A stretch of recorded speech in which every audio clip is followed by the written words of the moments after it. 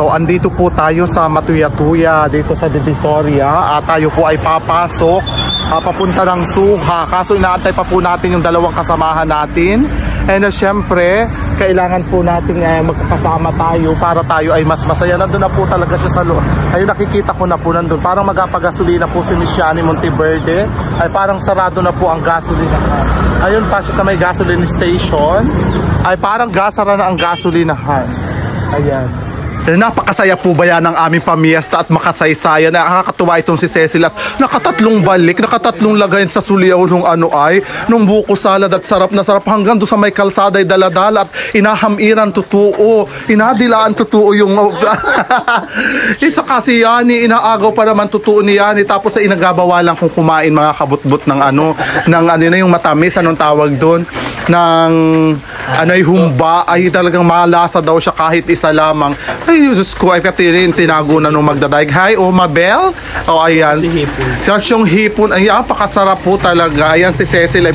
Naka-anim na balik. Tapos, nag-aarte-arte. Napakaliit ng kinain ni Kiana. Pero yan, ang balot nakalagay sa bulsa at saka doon sa natapulutanin daw namin pagdating sa salon. Ay, nakakatuwa ba yan? Ay, nakapakita po sa inyo. Kakaloka po yan si Kiana. Ayan, sa ilang pamiyas. Makasaysayan sa buong tarang buhay ko. Ngayon lamang ako namiyasa ng ganitong natigil na eksena sa kapapagmiesta.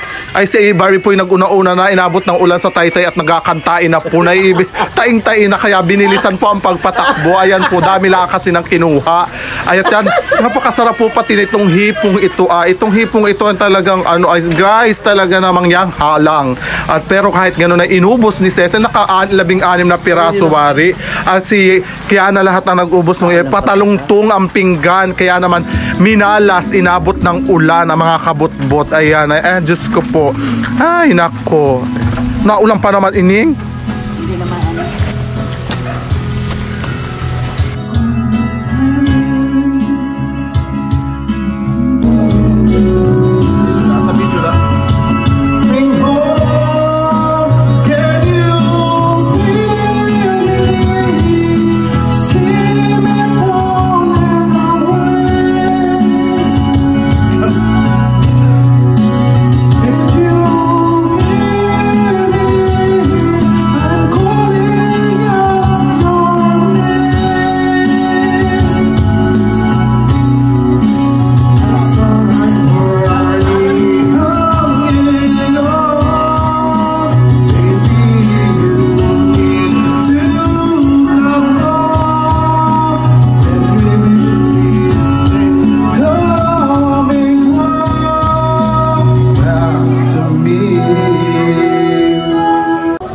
ayun na nga mga kabutbot, pagkatapos namin kumain ay lumabas muna kami para makapasok yung ibang mga bisita ni Mabel. Talaga namang napakarami po niyang bisitang dumating.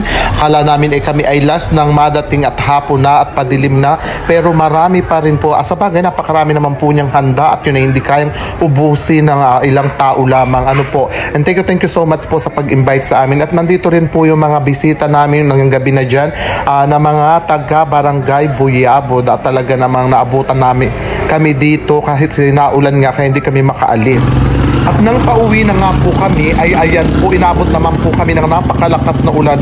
Yang malas po namin ngayon sapagkat kami pagkatapos mga inan ay kami naman na inabot ng malakas na buhos ng ulan. Kaya nag-drop by po kami dito sa waiting shed sa barangay ay Mabuhay. At talaga naman kami nag-apatila ng ulan. Hindi ko alam kung ano oras kami makakauwi sapagkat napakalakas nga ni po ng ulan ay a-attend pa kami ng birthday ni Miss Jaja Barcelona. Ayan, basang-basa na po ang mga person. At talaga namang busog na busog si Cecil, tuwang-tuwa dahil nakakain na naman siya ng libre.